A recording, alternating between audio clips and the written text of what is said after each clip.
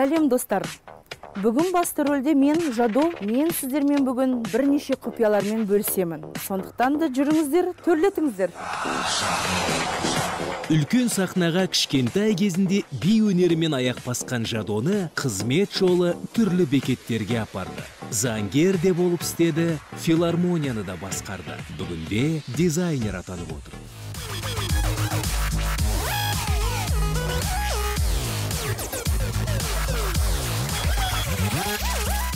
2009 жылы осы жерде, осы біздің сән үйімізде бастадық.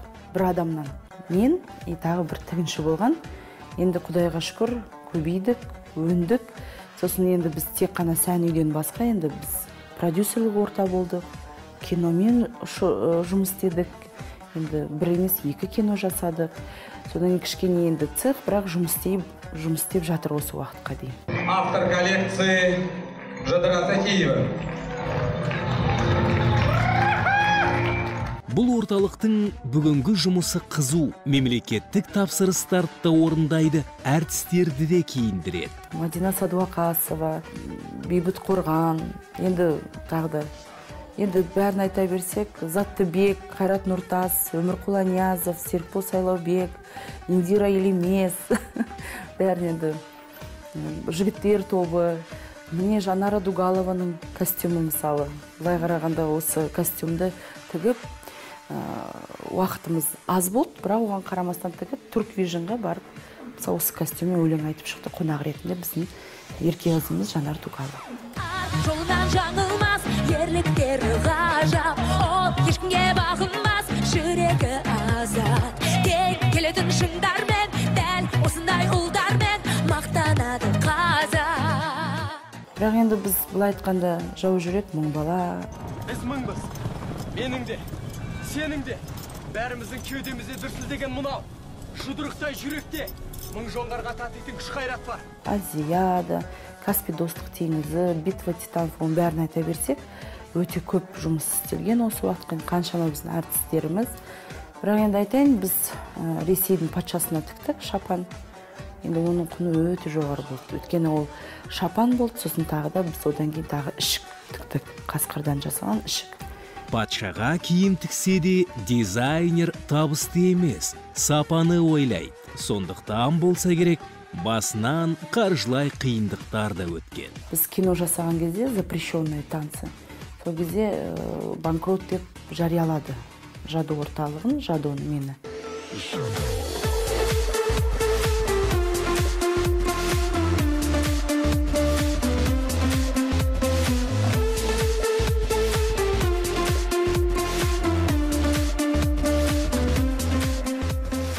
Біраз қаражатта, уақытта, ұжымның бәрі киномен шұғылданды, жұмыс істеді, киноға жұмыс істеді, кино индустриясын көтерейік деп қолымыздан келгенше.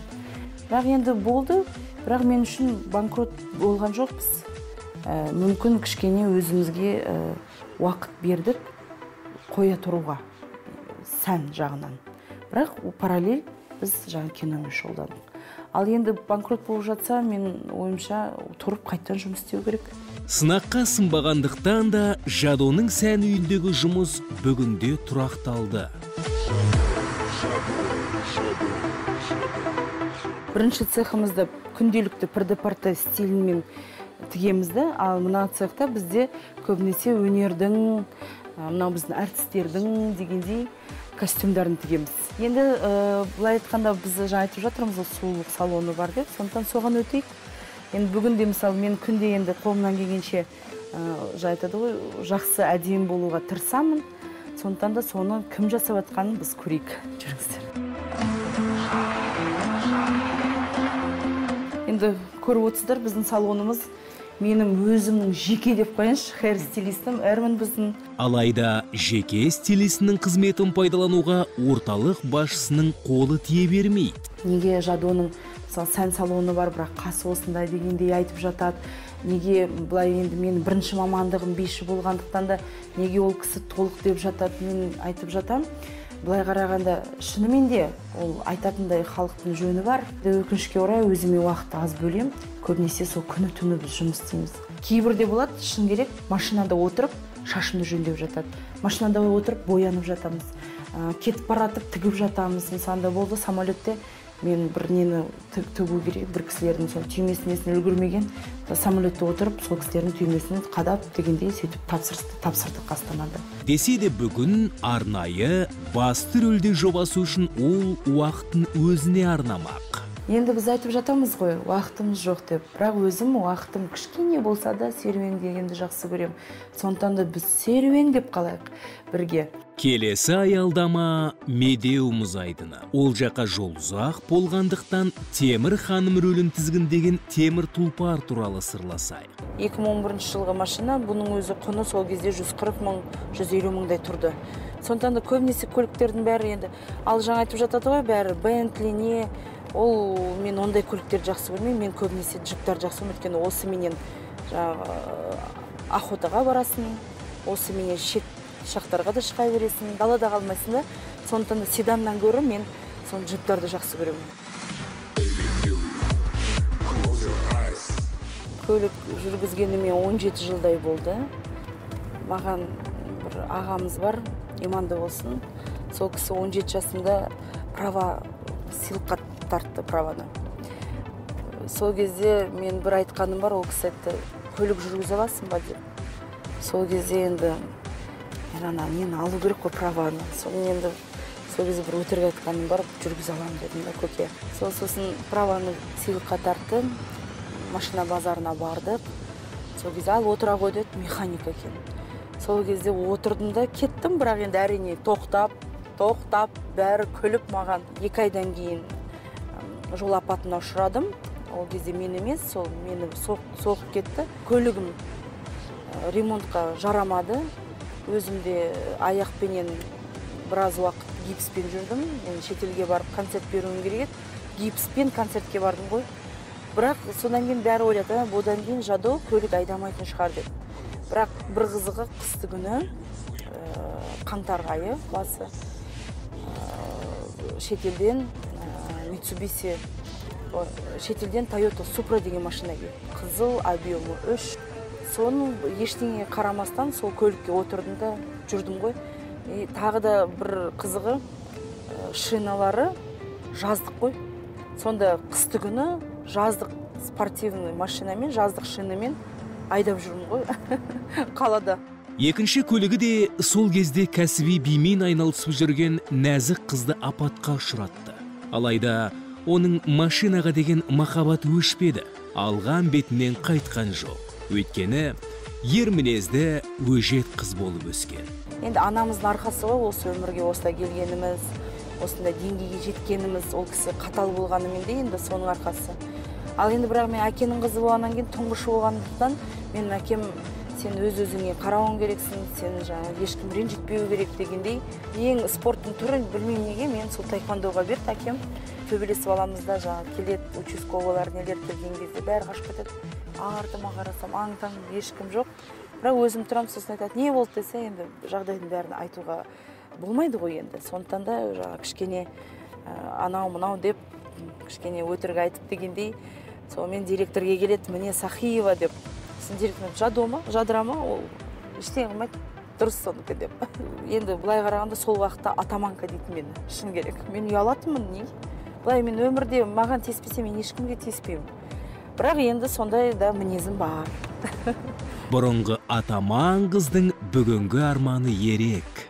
Үлкен керемет ғимарат салсам ба деп ойлаймын. Өйткені бізде енді орталық көп көште. Продюсерлік те, сән де бар, ән де бар дегендей, кино да бар. Сондықтан да мен көліктен гөрі менің арманым сол үлкен ғимаратты салу, Жадо орталығы. Өздеріңіз түсінгендей, Медеуге де жетіп қалды. Дизайнер бұл жерді ерекше жақсы көреді. Себебі коньки тебеміз, немесе Чембулаққа барамыз, жақсы көрем. Енді бірақ коньки жақсы тебе алмаймын, бірақ тұрып әйтеуір жүреміз. Келеміз, шынды айтайын ба? Жәкең жынданған кезде. Осыны кем аламызды айғайлайды. Ол бар. Өткені бұлай енді адамға ұрысқанша, сол табиғатпен кішкене бір сырласып, осы табиғатқа кішкене енді айқайлап алам енді. Қазір айқайымды көрсем, сіздер точно шошып кетесіздер. Бұл жерде землетрясение болады ғой, айқайлаған кезде. Жадоның сіз білмейтін сырын алдыңызға жайып салған оның пиар директоры Ринат Тәттібай. Қателеспесем, бір Жәкеңмен бір 10 жылдай болды. 10 жыл ішінде ащысында, тұщысында, тәттісінде бәрін бірге көріп келе жатырмыз. Көзін шөмақтағаным емес, өте қарапайым. Мен кетіп қалайын ба? Жоқ, тұра беріңіз. Өте қарапайым көргенді адам да. Бұл кісіні бастық деп айта алмаймын мен. Әр адам өзінің өмірінде өзін толықтырып тұратын бір адам іздейді ғой, жалпы. Әр адамның мақсаты өзінің жанына жақын адам табу. Менің арманым орындалды деп 100% айта аламын. Себебі Жәкеңмен біз бір-бірімізді көзқарастан ымдап сөйлесек те жаңағы бір-бірімізді түсініп қоямыз. Себебі көздеген мақсатымыз бір. Еңбекпен бәрін жеңбекті көздеген әріптестер әлі талай жобалармен қуантады. Алайда бұл басқа күннің әңгімесі. Өйткені табиғат аясында жұмыстан көрі махаббат жайлы сұхбат әдеміре көрбейді. Махаббат ол әртүрлі мен үшін. Бірақ енді әрине жақсы көрдім бұл өмірде. Соның арқасында балалы болдым. Сол кісінің арқасында. Сондықтан да мыңда бір рахмет айтам ол кісіге. 2 балам бар. Ұлым, қызым. Қызым 12-де, ұлым 9-да. Бірақ енді бір өнерге дым қатысы жоқ. Қызым Диана, қадырым, ұлым менің. Сол әйтеуір болашақта сол халыққа жұмыс істесе болады деп енді сол ойдамын. Бірақ өнерді онша ұнатпайды. Сонда мен айтамын ғой, неге ұнатпайсыңдар десем, үйде бір өнерлі адам жеткілікті дейді ғой. Өйткені енді көріп отыр ғой, күні-түні болмаймыз. Той деген жоқ. Енді қолымыздан келгенше жаңағы өзіміздің әріптестеріміздің тойларына барып отырамыз. Бірақ енді туысқандармен қатысу, жанұямен бірге шығу осындай табиғатқа өте қиын уақыт жағынан. Бірақ енді қолымнан келгенше уақытымды бөлуге тырысам, бірақ ол уақыт 1-2 сағат. Кейбірде мен таңғалам, бір азаннан кешке дейін семьясымен, жанұясымен осындай серуендеуге шыққан кезде мен сол кісілерге қызығамын. Отағасы деп жатсыз ғой, оны енді үйге барып шайдың үстінде айтайық, әңгімені жалғастырайық. Өйткені енді анам күтіп отыр, балдарым күтіп отыр. Сондықтан да сол кісілермен де бір таныстырайын. Жүріңіздер.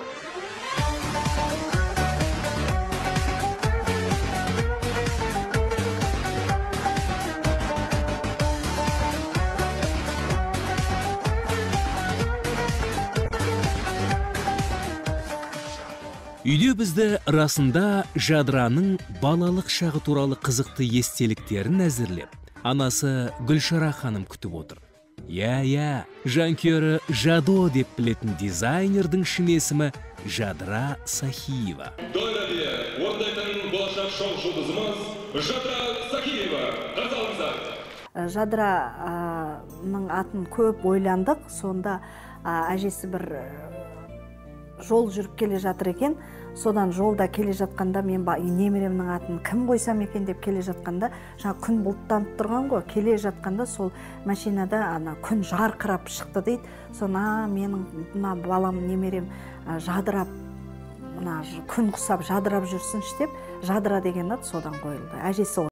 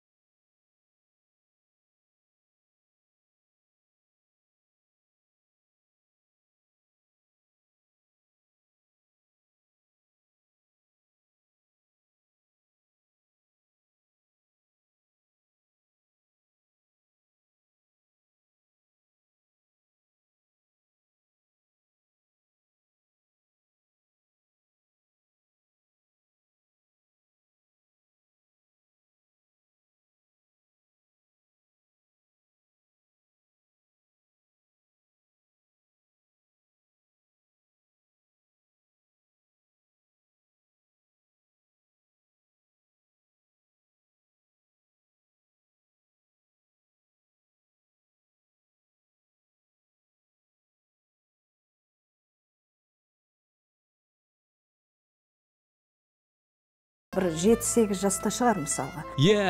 Бүгінде бизнес-вуменға айналған Жадо қарапайым отбасынан шыққан қыз. Біздің кезімізде біз сұрамайтынбыз. Үйің бар ма? Ол кезде әлде машина болған жоқ студенттерде. Біз жолдасымыз екеуміз студент болып отбасын.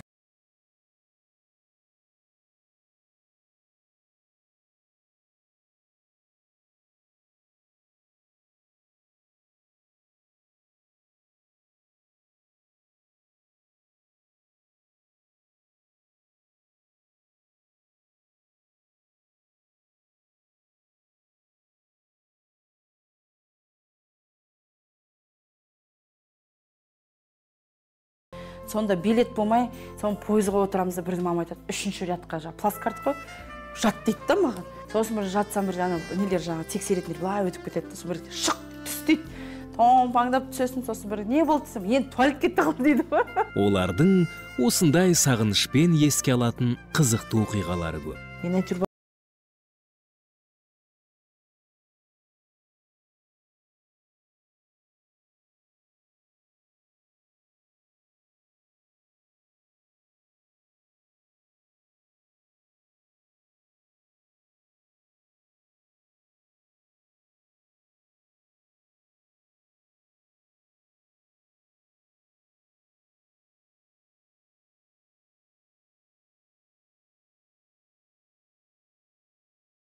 Көпшіліктің қызы болып өскен тұңғышына шынымен қатал болғанын анасы мойындайды. Қызын 40 үйден тыйып өсіргеніне өкінбейді де. Қатал, вечный бәрі.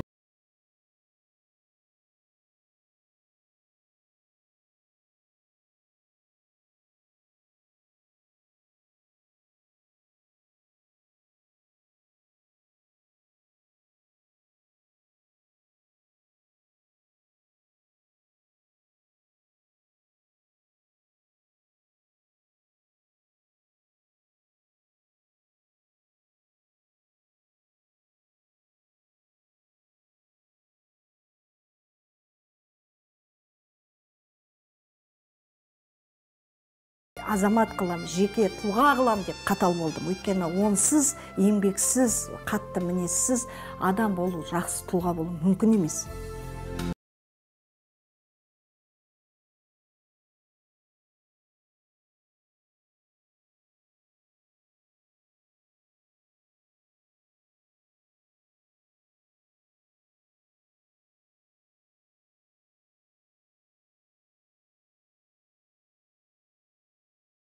Ода да би, сосын кешке ішкі істер ансамбліне барасын, ода да би, сосын түнде немесе түсте ортасында менің бүлдіршіндерім бар, ол жерде отыра алмайсың, ол бүлдіршіндерге келіп көрсету керек іс-әрекетіңді, іс-қимылдарыңды. Күні түні би болғаннан менің денем сырқырайтын, ауыратын сүйектерім.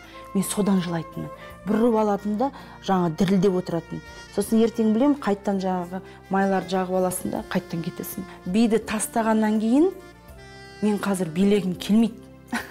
Өткені мен ойлаймын сол 10 жылдың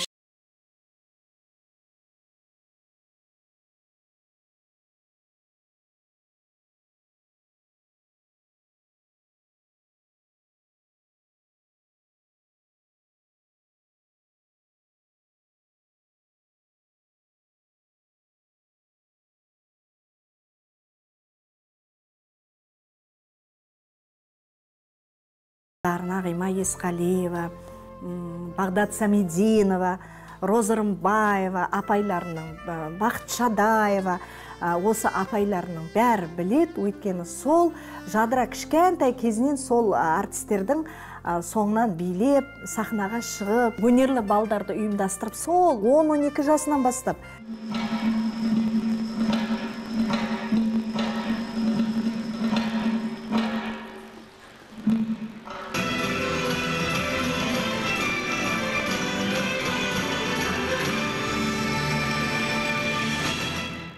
Танымай қалдыңыздар ма? Бұл осыдан 17 жыл бұрынғы Жадо.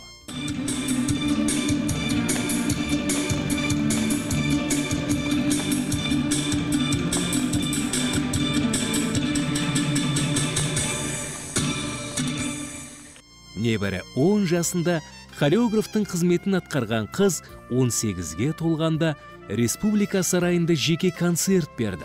18 жасында 2000 жылы жаңа ғасыр жаңа ән деген үлкен сарайда концерт.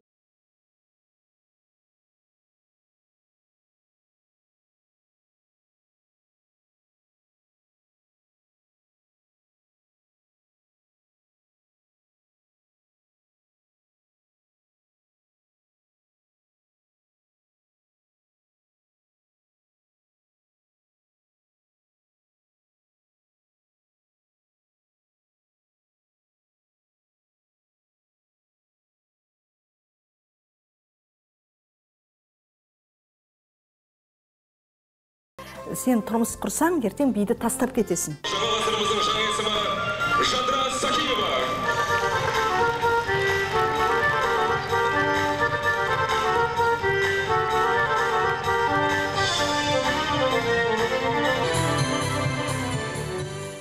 Мен айтар едім, менің жолдастарым, достарым бәрі біледі, мен Жадыра тұрмысқа шыққанда ең бірінші қарсы болған мен тұғынмын.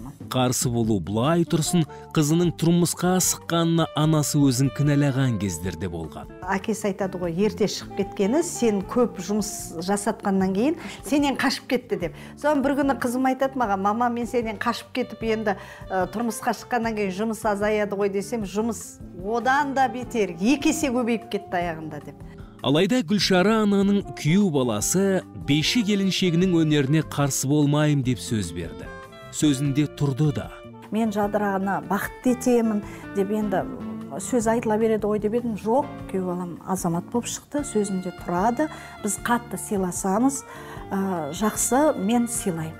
Мен жолдасым, ұстазым ғой, былай қарағанда. Мен таңғалатын бұл кісілер ұқсайды. Мен анам әйел ретінде де, ол кісі еркек ретінде, бірақ мінездер бірдей. Сондықтан мен айтамын ғой, мен анам 19-20 жасқа дейін тәрбиелеп еді, енді күйеуге шығып жолдасын тәрбиелеп келе жатыр да. Сонда ол кісіге басымды иемін. Нағыз қазақтың келіні ретінде иба сақтаған Жадо қайын жұртына да алғыс айтуды ұмытқан жоқ. Енді қайын жұртыма мыңда бір рахметімді айтамын. Өстіп мені түсініп жатқандарына, әйтеуір еркелетіп жатады. Біздің жадошамыз ғой, біздің жұлдызымыз ғой деп дегендей. Бір келін болып отырар еді мүмкін үйде. Сондықтан да Құдайға шүкір деймін. Мыңда бір рахмет, халқыма да рахмет. Өткен сол халқым мысалы мені өстіп мәпелемесе, өстіп мені еркелетіп, осы біздің қазақтың қызы деп мысалы әр жақта барғанда суретке түсіп, қолда баталарын беріп жатыр. Сол кісілер болмаса қайдан бәріміз кім боламыз бұл өмірде? Қарапайым келін болса да Жадо үздік атанар еді. Өйткені оның сіз бен біз біле бермейтін аспаздық қабілеті бар көрінеді. Отбасымызбен тек қана жаңағы туған күндеріміз, үлкен мереке болмаса қолымыз тимей жатады. Жадыралар үнемі іс сапарда, ұлым да менің бизнесте, жолдасым жұмыста. Әйтеуір балдарымызбен анда-санда бас қосамыз. Бас қосқан кезде Жадыра өзі ерекше ас дайындайды, дәмлама, негізгі жақсы дайындайтын тамағы. Бүгін енді мынау тез болсын деп пісірген тамағы ғой. Ең сүйікті тамағым әрине дәмлама, бірақ бәрін жасай береміз. Шын керек, мен плов жасай алмаймын. Пловты мамамыз жақсы жасайды. Жұмыс басты келіншек аспаздық өнерін әлде қашан ұмытқан. Есесіне, бүгінде оның жанына сергеткен ермегі өзгеше. Өте жақсы, мамам білем қазір ренжейді маған, бірақ айтайын, мен аңшылыққа барғанды ұнатам. Аңшылықта далада, қазанда, оттың ошақта тамақ пісіргенді ұнатам. Негізі туыстар болсын, достар болсын, мейрамханаға барайық десек, біз әбден мейрамханадан жалыққан адамбыз. Біз негізі осындай үйде, отбасында отырған жақсы көрем. Тек қана мейрамхана емес. Ол жағынан анам жақсы, бұл кісі қайда кіммен танысады, сол кісілерді үйге шақырады ғой. Мен айтамын, қазір заман ондай емес қой, Гүлеке десем. Бір күні жаңағыда самолетте Англиядан келе жатқанда бір американецті үйге алып келген ғой, қазақтың етін көрсінші деп. Үйге әкелсем бұлар шошып кетті. Кімді әкеліп? Қонақжай, бұл кісі қонақжай енді. Біз енді қолымыздан келгенше қонақжаймыз, бірақ әлі жасымыз келмеген сияқты. Сол үйден асқаннан кейін енді отыратын шығармыз өстіп күнде-күнде. Сол кезде бізде де қонақ етуді ұмытпайым деп сөз берді басты рөлдегі кейіпкер. Ендеше келесі кездескенше.